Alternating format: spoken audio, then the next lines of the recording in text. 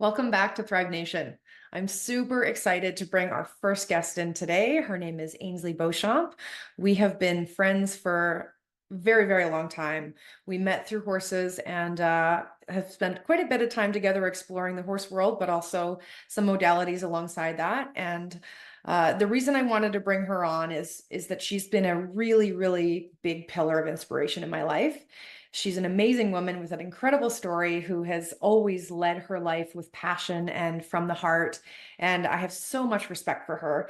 She's playing in a bunch of really wonderful modalities, and I'd really love to share one of the pieces that she does really, really well. I mean, she does everything she does really well, but this particular modality is fascinating to me. It's a subject that's kind of close to my heart, and I thought you, the listeners, would really benefit from hearing about it. So without further ado, I would like to introduce you to Ainsley Beauchamp.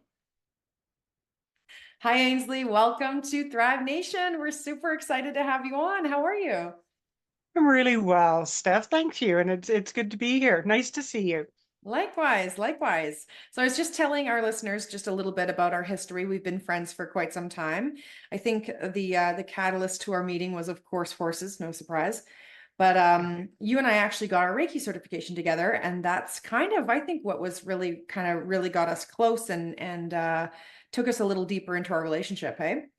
Absolutely. Well, we used to go and do those wonderful Reiki shares, and I mean, it was just such great energy and a wonderful opportunity to get to know you on a different level from perhaps just, are we going riding or have you seen that horse or Yeah, those sort yeah. of things.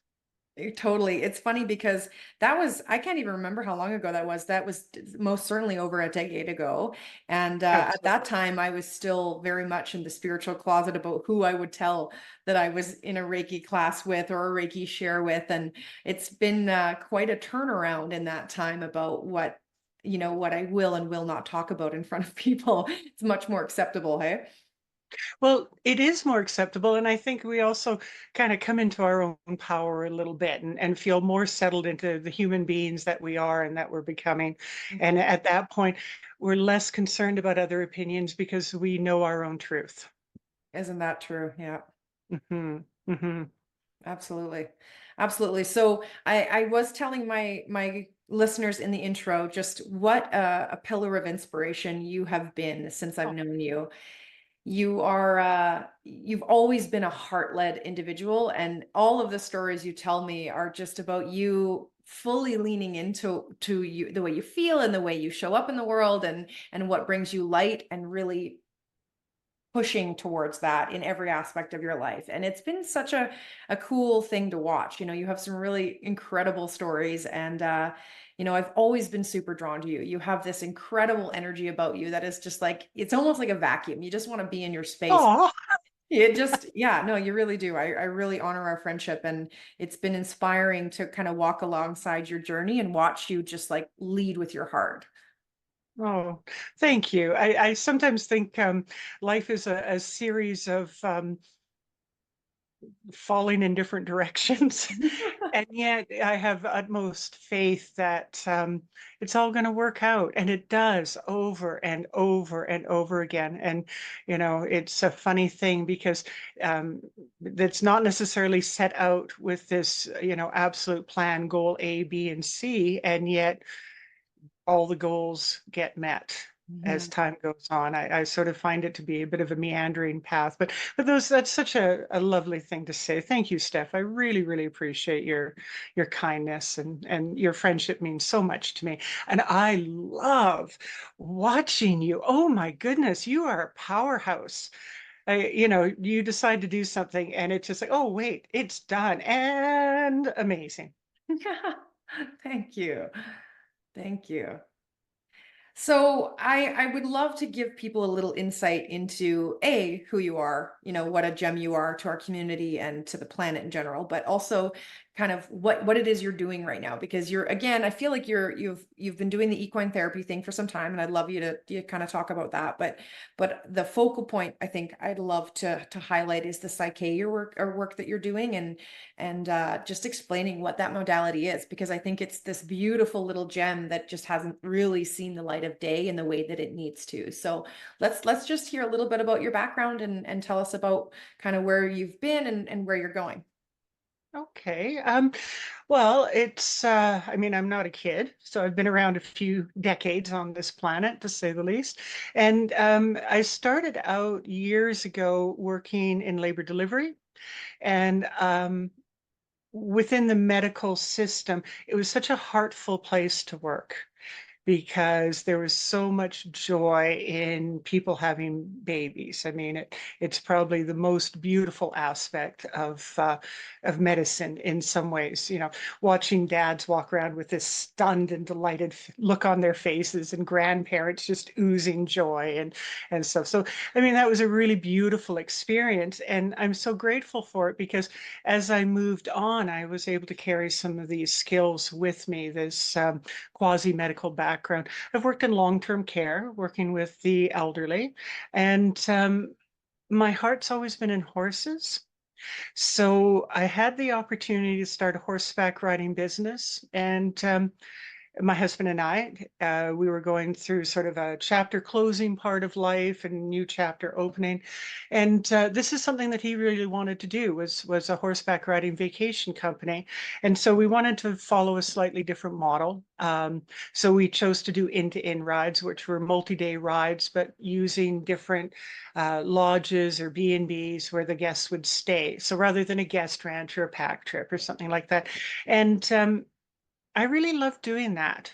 And through doing that, I had the opportunity to meet a woman named Sandra Wallen. And Sandra, I had already started with the Reiki with you and things like that. But Sandra has been a really huge influence in my life. And she actually became, in the time I've known her, she became a PSYCH-K teacher. So not just a facilitator, but a person who travels around the world teaching the modality. And there's not a ton of PSYCH-K teachers, and she's very good at it. But um, she actually took the program and then said, "You have to do this." And I asked her to explain it to me, and she didn't really explain it very well or very clearly. Basically, she just said, "Just do it." Right. And so I did, and it was such a game changer. And initially, when I got into Psyche, I started doing it for myself and occasionally for a few other people, but I was fascinated. And so I continued on and became a facilitator, which I've just found to be such a boon in my own life because it gives me the opportunity to delve into subconscious beliefs and clear my own pathway to do the things that I want and to find what resonates with me really clearly. In there that I was working as a guide and owner operator for the horseback riding company, and times changed and it was time for a new path, and I went into equine therapy, so hands-on body work. And I've absolutely loved doing that. I still do that. But I found that the animals responded so well to energy. They responded to the Reiki. They responded to Psyche. I did balances with horses, and it's really fascinating because you can't ever placebo an animal.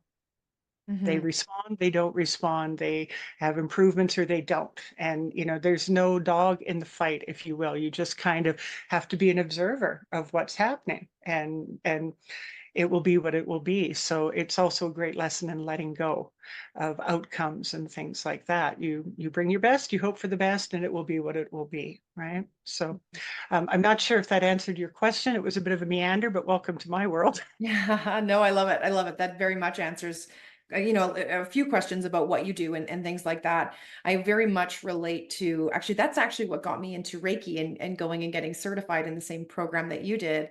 Was I had a horse that was injured at the time, and a good friend of mine offered to give her a Reiki session. And at that time I was like, Reiki, what is Reiki? I've always been a skeptical type. I really put my foundations in science and the tangible. And so, I'm open, but skeptical. And I watched That's her work healthy. on, yeah, right.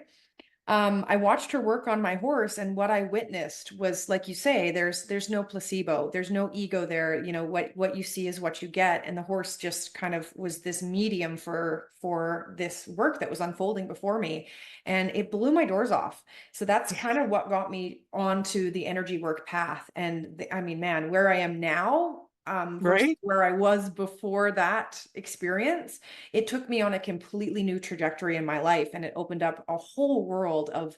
of wonder. And I hate to use the word magic, but you know, for me, the word magic is more or less just it's technology we don't understand yet, right? So, Mm. and it's been cool to watch. You know, at that time when I was learning about that, it wasn't a super common, well talked about conversation. Mhm.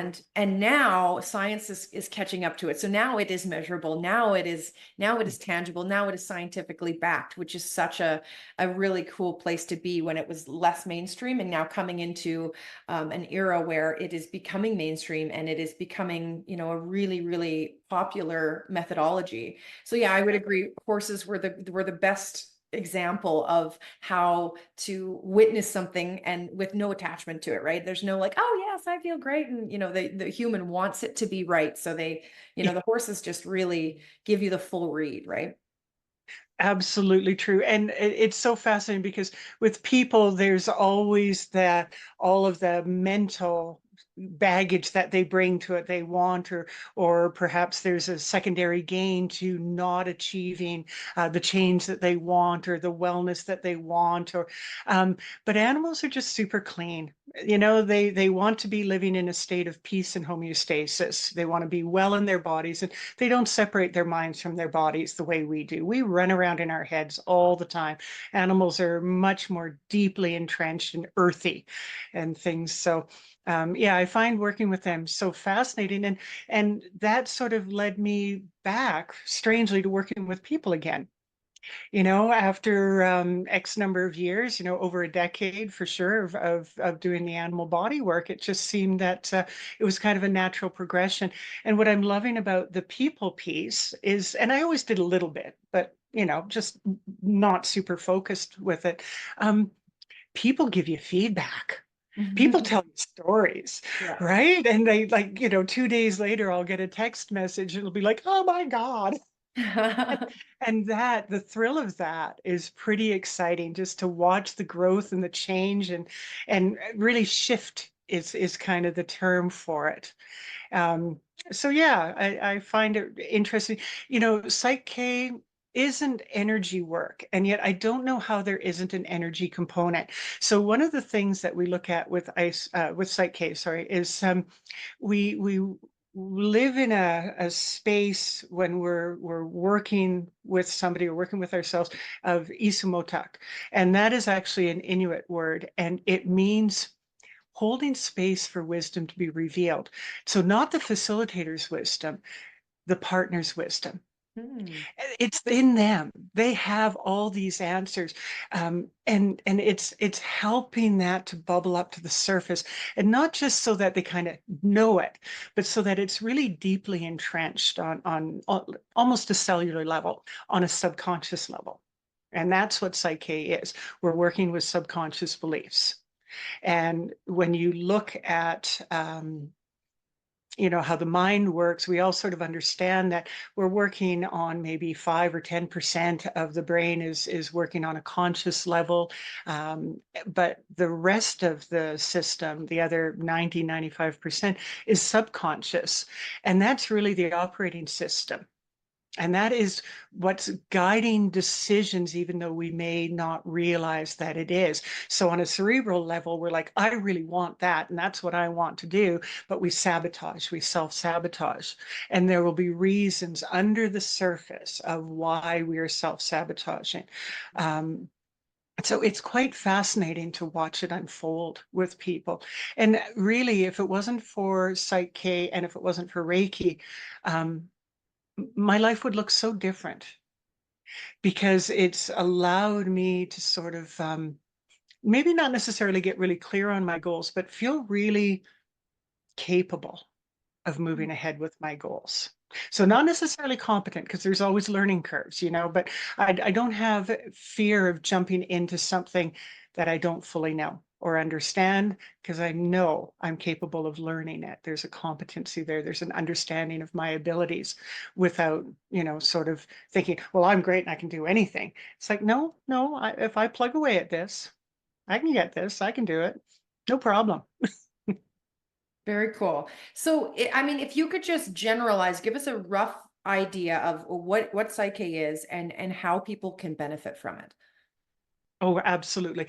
So what Psych-K is a system of transforming limiting beliefs. Basically, we use whole brain postures to create better communications between the two hemispheres of our brain. And in doing so, that allows you access to all those qualities that each hemisphere governs. So, one side of your brain is logical, the other side is creative. If you're coming into a situation, how fantastic have both sides in full operating capacity. So we learn our beliefs really early in life. Like the basic understanding is somewhere in the last trimester of pregnancy to the first 7 years of our life, we've really locked in most of our beliefs. And you have to understand those are ancestral beliefs as well. That's your mom's mom's mom's mom who told her making money is hard, or you'll never get anywhere if you don't.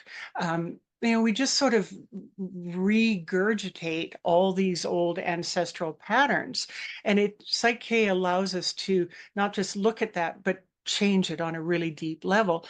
And the other aspect is that you can't get through life without some versions of traumas and challenges, whether they be big T traumas, little T traumas. And when there's any kind of really deeply emotional experience, we tend to go either left-brained or right-brained. And that gets socked away. So later on in life, something gives you a little trigger that you're not even aware of, but it is reminiscent of that initial experience. And then we're no longer whole brain. We go right brain, we go left brain.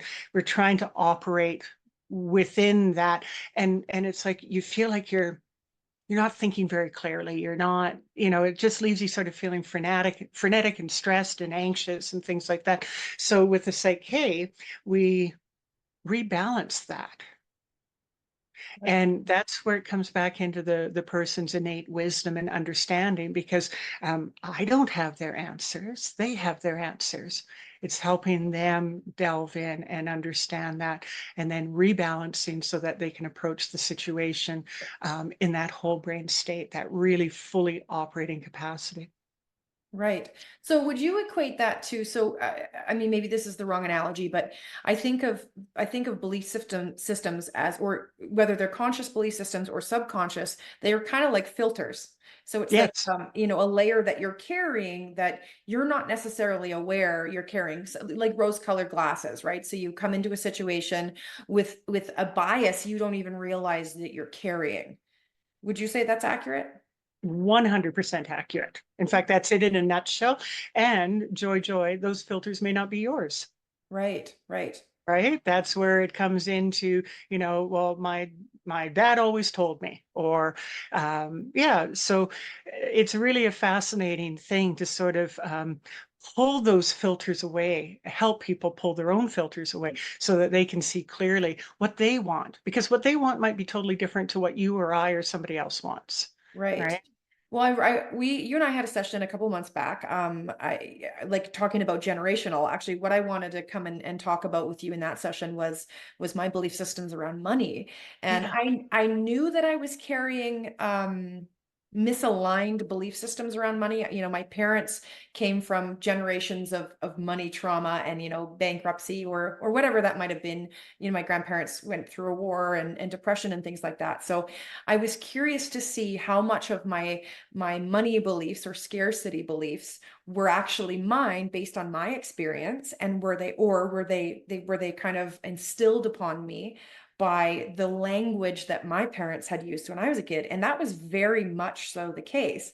And it was Yes. cool to uncover belief systems that I had no idea were there. Like I knew I carried some habits around money, but I didn't realize some of the roots of those subconscious beliefs. So it was really, really cool to have that session and go, wow, like there's so much underlying there that we just don't even understand. And then once you bring those things to light, you can't unsee them. And that's the No. beauty of it, is you can literally just shift them through awareness, never mind the tools that you give people in a session. So I would love for you to just tell us a little bit about maybe what a session looks like, because I found our very first session was really mind-bending to me. You went through your library, like coming into your space with your library of books and then watching you go through the shelves and narrow things down to a book and a page and a paragraph and it blew my mind. So if you don't mind divulging a little bit about what a session looks like, I'm sure that our listeners would love to hear that. Absolutely. Well, each session is different. I mean, that's the first piece, right? But usually a session, somebody comes in and there's usually something on their mind. I mean, that's why they've wanted to explore the psyche piece. And so depending on the person, I often teach them how to muscle test.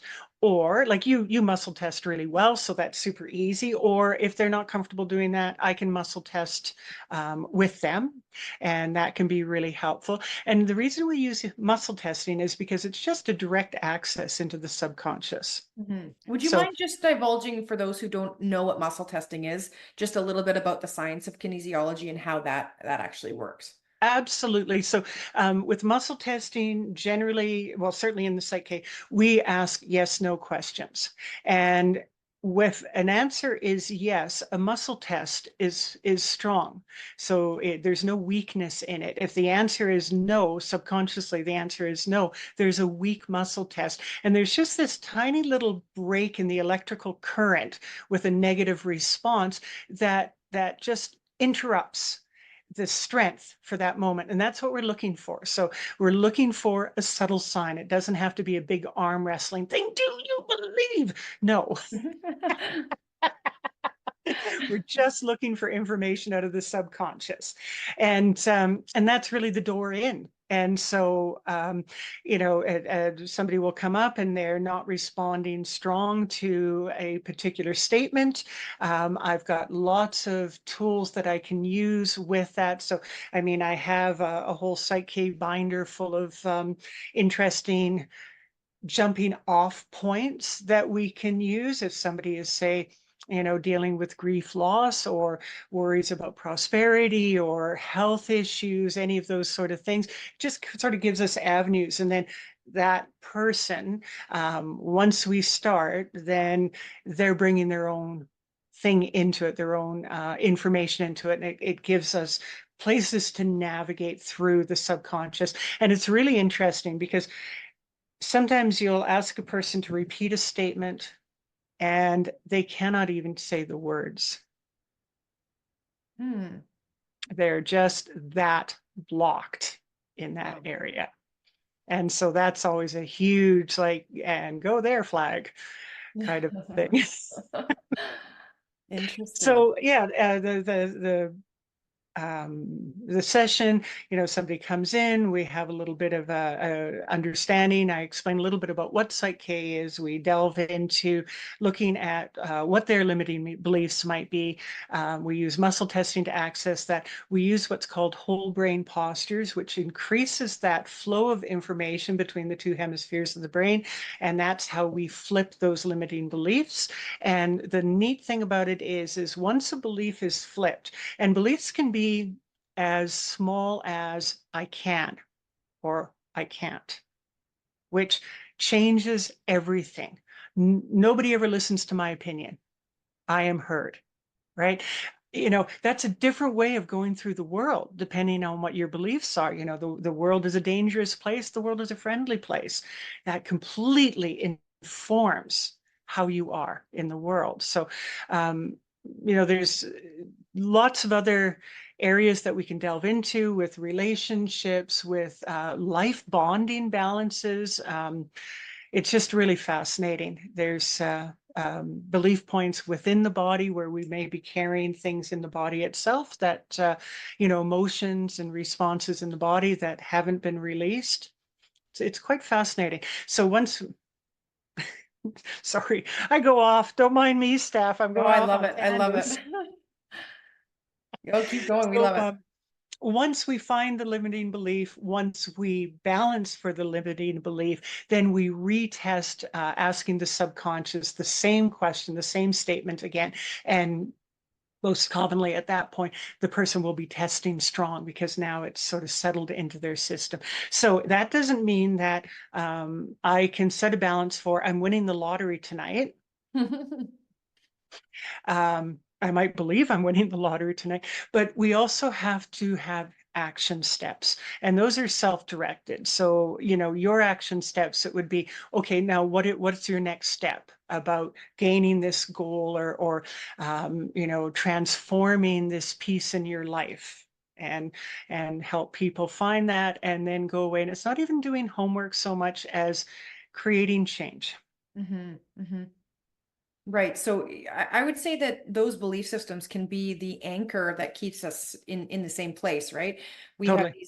these looping thought patterns Oh, that end up being the roadblock between, okay, I want to do this thing, and then that self-doubt creeps up, or that self-value piece creeps up, which prevents us from actually moving forward. So I guess that leads me into the next question on how do you believe the mind impacts the health of the body and our ability to actually embody what we want to do and move forward? um, well, excellent question. How does the mind impact the body? In every imaginable aspect, Mhm. right down to really our DNA. And Dr. Bruce Lipton, which I'm sure you're familiar with, he wrote the book, The Biology of Belief, and it really was cutting edge at the time. And obviously, like you were saying earlier, science starts catching up with things. And now his term epigenetics is becoming quite well used and well known and studied. But he was looking at how cells were affected by the chemicals that we surge through our body depending on whether we're having a positive or a negative experience. Mhm. And so cortisol, if he introduced cortisol into cells in a petri dish, how they would respond as compared to how they would respond with dopamine and things like that. So the gist of it all is our thoughts really control our body chemistry. Our body chemistry controls our wellness. So if we believe that there's a lot of cancer in the family and I'm going to get cancer, you are actually creating that. Whereas it's not necessarily set in stone as per Bruce Lipton's studies on DNA and cell health and wellness. So um, it's to me it's really fascinating. You know that when you're in a really good mood your body feels better. You know that if you're having a hard day there's more aches and pains, there's more inflammation, and a lot of it just depends on what chemicals are coursing through our brains above and beyond what we eat, obviously, in our environments and exercise and all these other things. So does that sort of answer the question for the mind body Absolutely. connection? Absolutely. I was hoping that you were gonna mention Bruce Lipton's book because for anybody listening, Bruce Lipton's The Biology of Belief, fantastic book. It's a little bit dry, it's a little bit nerdy, but he breaks it down into simple form. Just the correlation between environmental factors and how they impact the body, but also the internal factors on how our thoughts create a chemical response, like you mentioned, and then that changes. It can change our DNA, it can change the expression of our genes. It's Yes. really, really neat science, and it's becoming super mainstream. Like quantum Yeah. physics has really gotten a stronghold in the world of science, and what we're learning is the impacts of it are super exciting. And Psych-K is really, I mean, Bruce Lipton was one of the founders, as far as I understand. Yeah. Not quite, not quite. But I'm just going to loop back for a second and then come back to Bruce Lipton. A really good example of how we can feel the change in our body is going along, and all of a sudden you get something happens and you have an immediate fear reaction, you can feel that in your body. It's absolutely instantaneous. And that's that sort of chemical flush going through you. Um, so we've all experienced it over and over and over again in different ways. Right. So Bruce Lipton, not quite was he a founder. He's actually very close to has a very close relationship and does speaking engagements with the founder of PSYCH-K, and that is Rob Williams. And Rob Williams was a psychotherapist, and he's an American fellow. In the 80s, he was working as a psychotherapist, and he was sort of thinking that it takes a lot, and we're not necessarily making a lot of change.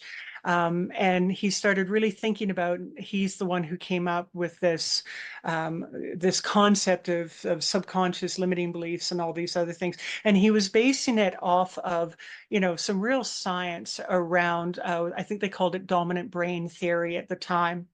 And so what happened is, it's actually quite delightful. Bruce Lipton was doing a talk about epigenetics and the biology of belief. And at the end of it, question and answer, how do we change our limiting beliefs? And he said, well, that's the piece I don't know. And then as he was exiting the stage and Rob Williams was the next speaker, he came up and he said, well, I'm going to answer that question. Oh, How neat. you change it is through PSYCH-K.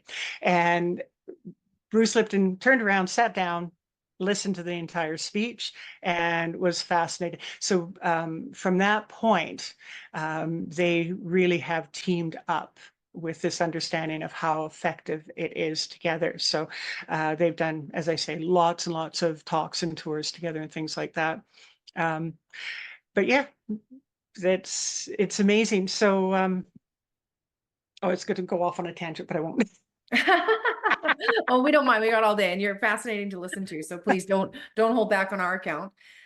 So a common kind of modality that's coming into the mainstream again is kind of affirmations, mantras.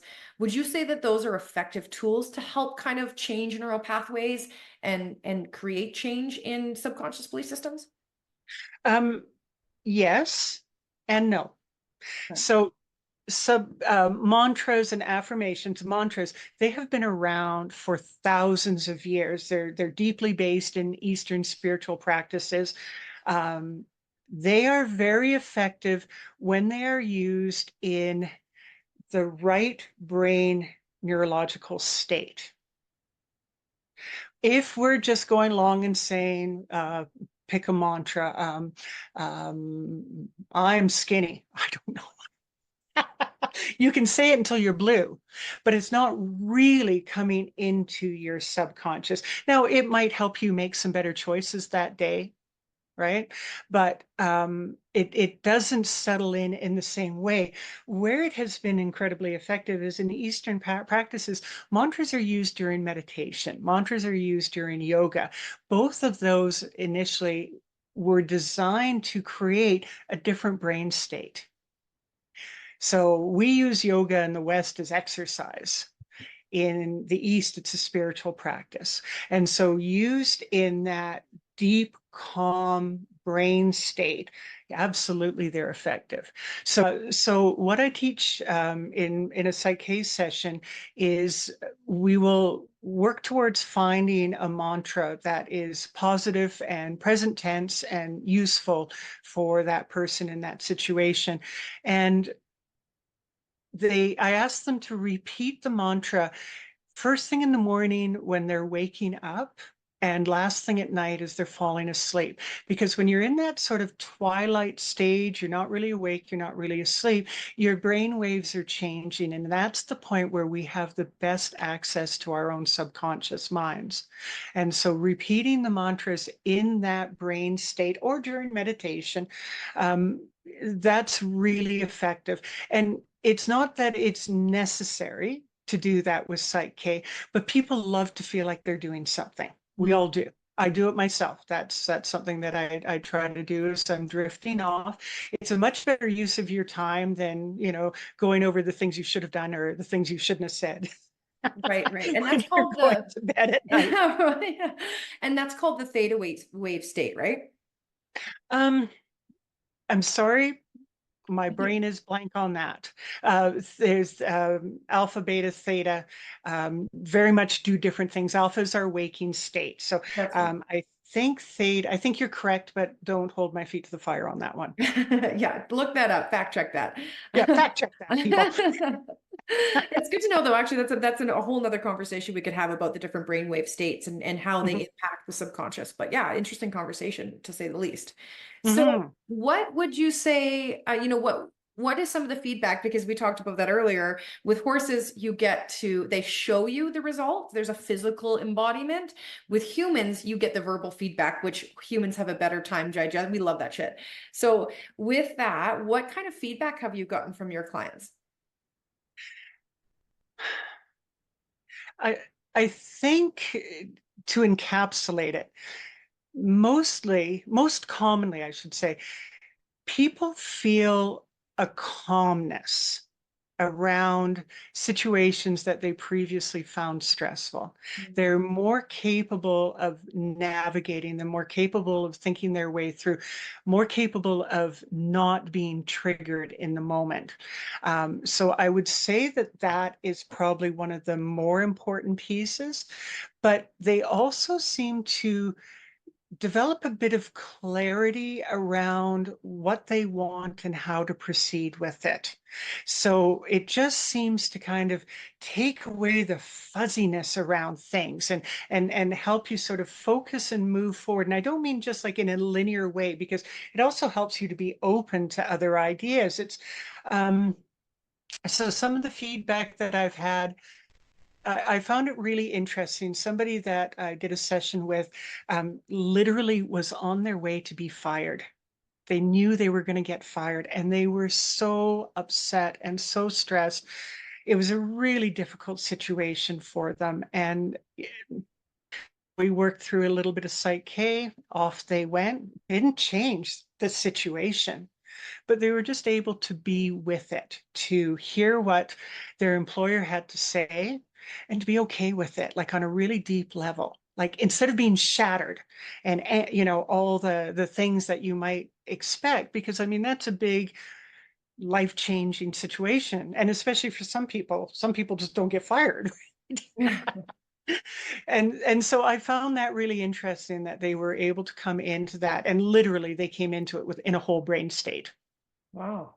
And so that was a really beautiful thing. I know another client of mine was able to um, go in and ask for a raise and just be really comfortable doing so. And it just shifts things in quiet ways that are so empowering, you Yeah, know. that's a great word for it, empowering. So I've had two sessions with you. The first one, I was so excited to hear about the modality. Like you say, some people come in knowing what they want to talk about. And I remember our first session, I actually had no idea. I was like, oh, this is really awesome. It sounds cool. I have no idea what I want to address, but I want to have an experience. And you went through the process and you literally narrowed it down on your library shelves from a shelf to a book to a page to a paragraph, and like you honed in on what at the time I had been dealing with was actually interesting, and I'll share it because it's interesting. You and I had been just getting into our Reiki journey together, which was shifting a monumental amount of things around my belief systems, and I didn't realize that. I wasn't conscious of it at the time, but it had rattled my religious beliefs, and so that was one of the things that came up during the session. Oh, and really what you did was you shone a spotlight onto a trigger point. And so again, like I said earlier on, I was able to, once I saw that, I wasn't able to unsee it. And so just even bringing light to it shifts it in a certain amount on its own. And then once you're seeing it, you can be proactive about those things as well. And yeah, it was just super fascinating to kind of experience how once you put the light on something, it naturally has its own progression of change. Yeah. Well, and things are just become less triggering in that case. So not all Psyche is negative, Mhm. like dealing with negative things. It can be about building more of what you want as well, and clearing away some of the clutter that is interfering with you moving forward, and the things that are kind of holding you back, and you don't even realize that you're being held back. Mhm. So I appreciate you sharing that. It's been a while since we did that first session, and that was really fun. And I'm just such a great believer. One of my personal beliefs is stay open and curious, and that there is so much delight in this world. And to be able to go to a library, as you say, pull out a book, find a chapter, find a page, find a paragraph, find a sentence, and it's bang on accurate. It's I wild. mean, It was wild. come on, how fun is that? It was cool because, like I say, I was still in that skeptical phase of my evolution of like, okay, I gotta scrutinize it. Is it legit? And I mean, how do you fake that shit? How do you fake that? I'm like, how did you just pull a book off the shelf and narrow it down to a sentence, like 5 words that describe my, what I'm going through in life right now that I didn't even realize I was going through? And you're like, boom, okay, there it is. And yeah, that couldn't be more accurate. It really helped me open up. So Yeah. I want to talk about that a little bit because, this isn't yet mainstream. And I do think that there is a block for a lot of people because of those. Actually, the religious piece is a big one. That's a core belief that when you start to rattle the foundations of those, it threatens people's identity. So that leads to my next question is how are you finding people when they come in? I'm sure you get a sense of people who are like, all right, what is this? Are you legit? There's a skepticism. And in general, how are you seeing that shift over the years? Like from where you started to where you are now, what is the environment looking like? And how is society shifting to more acceptability around these kind of modalities? Well, without doubt, it is not mainstream yet. Mhm. Bruce Lipton, actually, in his revised version of The Biology of Belief, he brings up PSYCH-K as being an effective way of changing your beliefs. But not everybody has found Bruce Lipton. Mhm. Right. So you're absolutely right. It isn't mainstream yet. And so what I say to people is that, like, it's experiential. Your experience may look different to your neighbor's experience because it's so individual for each person. Um, I think that as time goes on, my real hope is that it becomes more open and accepted through study, as Reiki did. When we started out in Reiki, it was like woo woo, the biggest form of, and now it's studied at Harvard. You can go to the Mayo Clinic and have a Reiki session. It's used in hospitals and hospice. So, and while it is being studied, what's fascinating is with Reiki, they are proving its effectiveness without a doubt. They just can't say how it works. Right. And that really upsets science. We like to measure things, right? That's the Right, whole, it exactly. needs to be Exactly. measurable or tangible or and that's the problem is we're a society that's kind of it's stuck in that old belief system of I need to see it, feel it, touch it, taste it for it to be Right. real. And, Prove it. yeah, absolutely. Absolutely. So that's the tough part is our science has to create a unit of measure so that we can, in fact, give them something tangible to be like, yeah, there it is. There, it has a physical structure, which is, once you witness it, there's really no going back. But the Yes. problem is people aren't always open to having an experience until there's something tangible around it, right? But yeah, like I say, I've seen you make a believer out of skeptics, and I've witnessed it myself in my experience with it as well. And like horses are just the most beautiful subject to demonstrate the art of energy work because, like you say, there's no ego. My jaw hit the floor. My heart horse, she's no longer with me, but the horse that I had originally witnessed Reiki on, she was a very tense horse. She didn't trust people and she was always head in the air, very tense. And I watched that horse, jaw on the ground, head down, twitching all over her body, just a puddle of goo. And to witness something like that, you can't, like I say, you can't unsee it. And so you just hope that people start to become open enough just to witness, just to bear witness to those experiences. Because when we come together as a society and we start opening doors that our beliefs don't allow us to. It's like, I mean, we're frontiering, who knows what? The sky's Absolutely. the limit, right? Absolutely. And I think what is happening with Psych-K is that um, as one person experiences it and shares it with a friend, I think that's how Psych-K becomes mainstream, is one person experiences it and then their friend is stuck and their friend comes, or they send their husband. And so it really is like one person at a time. Hmm. And I will say that the person that I learned from, who is just one of the most beautiful people on the planet, Sandra Wallen, she was a clinical counselor with her master's degree, had done equine facilitated therapy for many years. She comes out of the school system working as a teacher and a counselor. Um, a friend of hers had recommended Psych-K to her, but as she said, well, her life was full and she was very content and she felt really good working in the ways that she was working. It was working well, and she finally did take a Psych-K program, and she just went, oh. And she is very interested in science, and you know, she has made enormous changes in people's lives and has done it around the world. Like, she actually teaches around the world, which is fascinating because she created that, and she created that with Psych-K. Hmm. So after she learned how to do it, she actually had a really bad riding accident. And her healing was exponential. Her doctors were amazed at her ability to heal. And that is because she used Psych-K and worked through belief systems around not healing or being broken, or things like that. So, um, when your mentor is somebody who's highly educated and very sciencey and very bright, it's sort of credibility right off the bat. Hmm. And so I have that in the back of my head, as well as knowing that, somebody like Dr. Bruce Lipton really recommends it. But I also know, like, I have to share a couple of animal stories with you because, oh my goodness, back to that can't placebo the animal, right? Yeah. I Somebody got a hold of me, and they had a horse that, as she would say, freaked out over absolutely everything. Anywhere they went, they'd go off the property and the horse would spook at a ribbon, spook at a dog in a yard, spook, spook, spook, spook. It was a nightmare. And the common thread to what the person was saying is like, it's like, she can't. Oh, I can't go past that. I'm sorry, I don't mean to use my voice,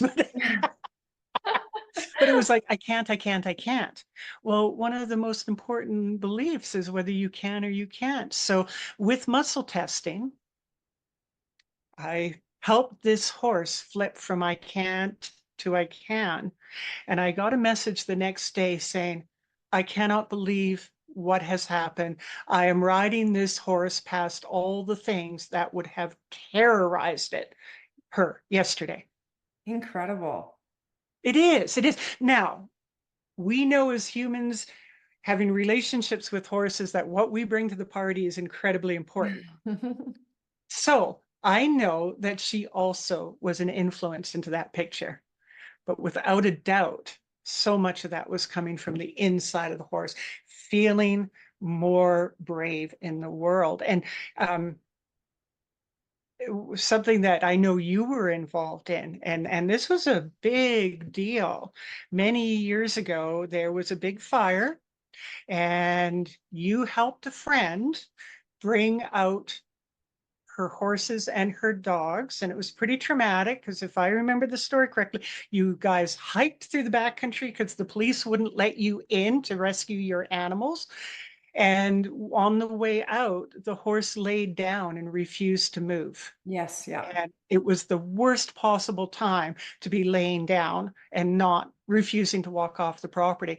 After that event, when the evacuation orders were lifted and everybody was back home again, that horse wouldn't leave. He was terrified to go off the property.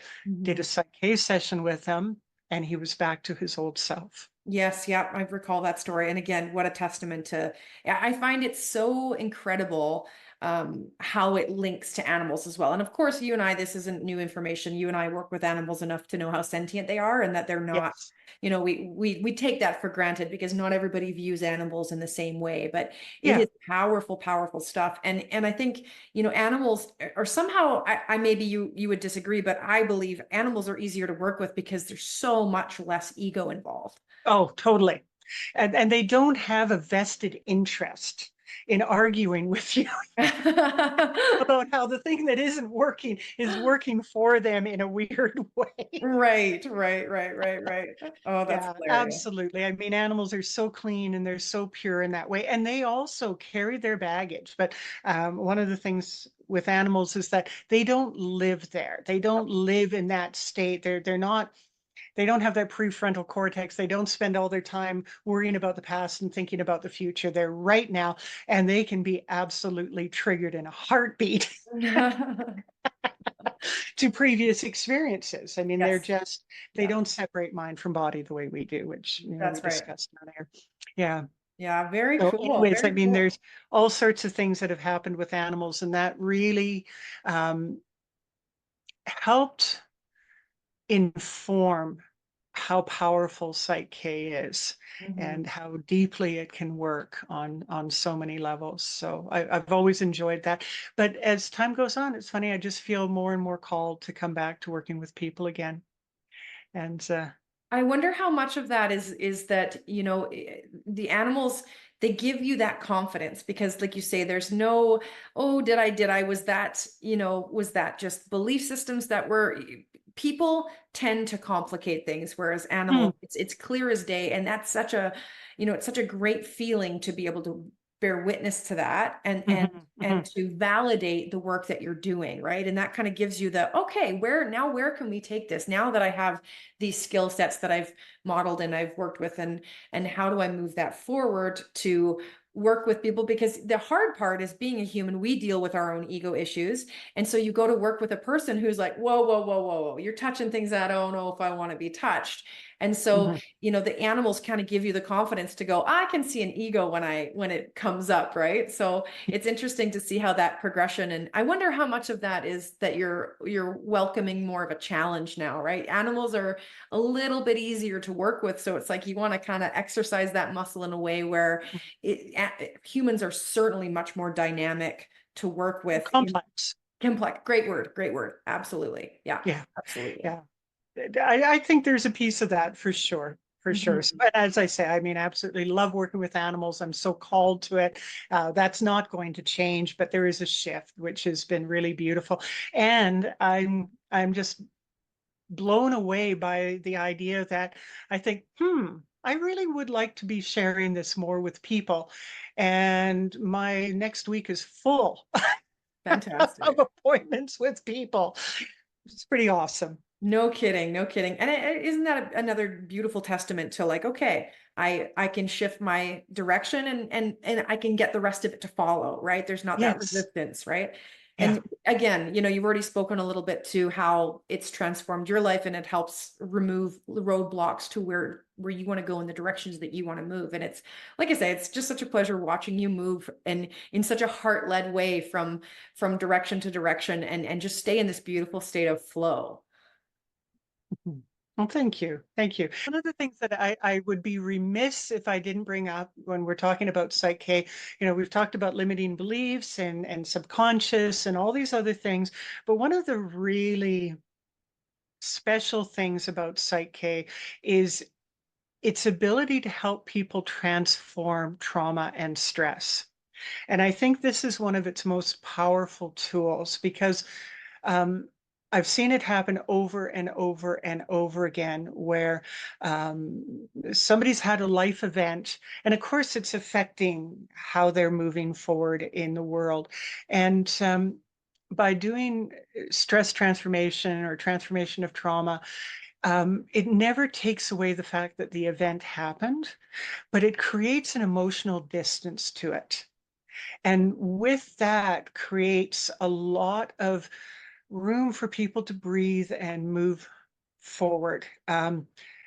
So it is really one of its most important things. So somebody said to me after doing a transformation of trauma, they said, well, it's like I'm remembering the event, but it's like reading it on a blackboard.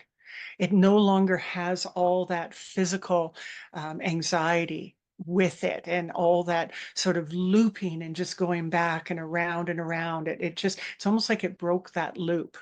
Wow. Um, and so I think that's one of the most beautiful aspects of Psych-K is being Yeah. able to help people do that. That's incredible. And I do see this, I do hope that I see it become mainstream in my life because I think it's such a non-invasive way of addressing, so many things, but trauma, number one, I think that's such a big one that, more and more it's coming to light, the patterns and the way we are showing up in the world are based in old belief systems that were layered in from trauma, right? So I 100%.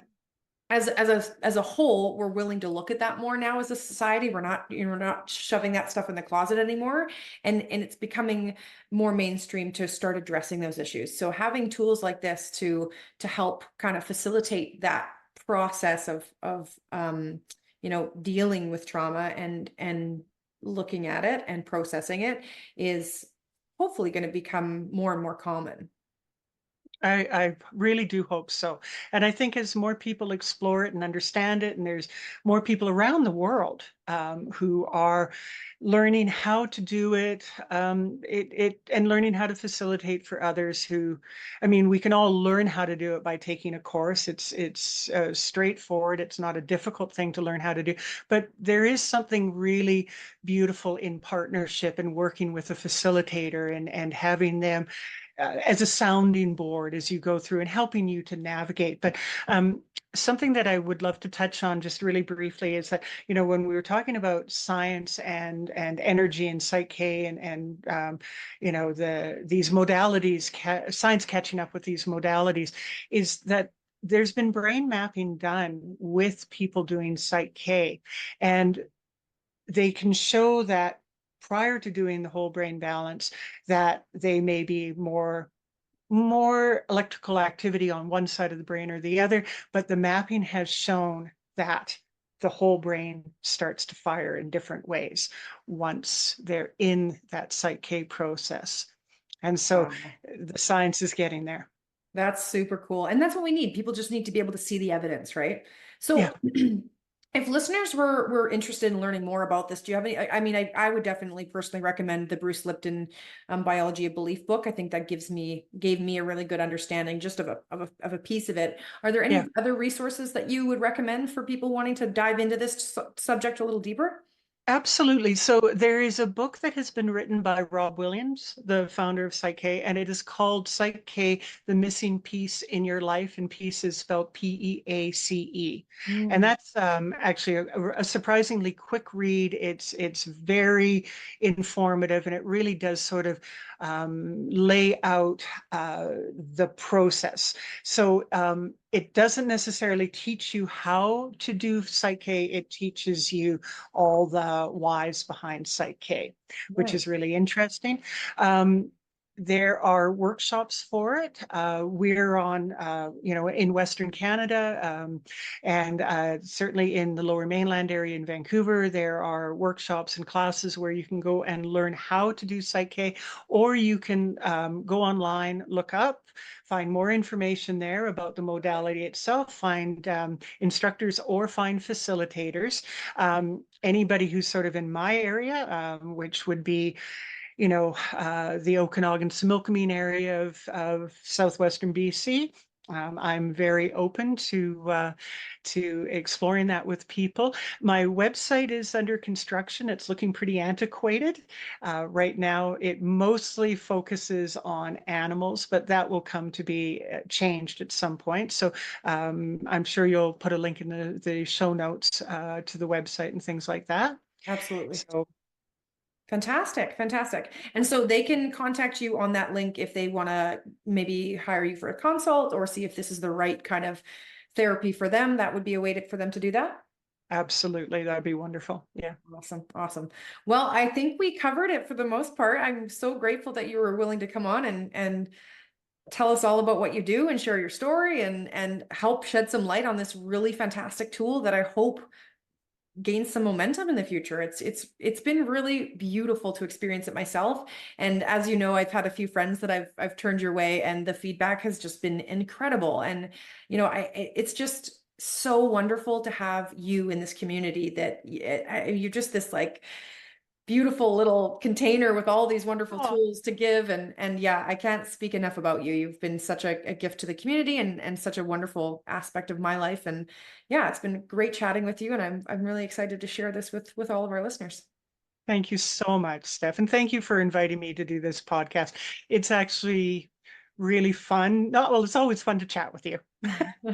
You and I go off on such interesting little explorations together, but thank you for the opportunity to share this with people. I really appreciate it. My pleasure. My pleasure. Okay, we'll chat soon. Take care for now, Ains. You bet. Have a good one.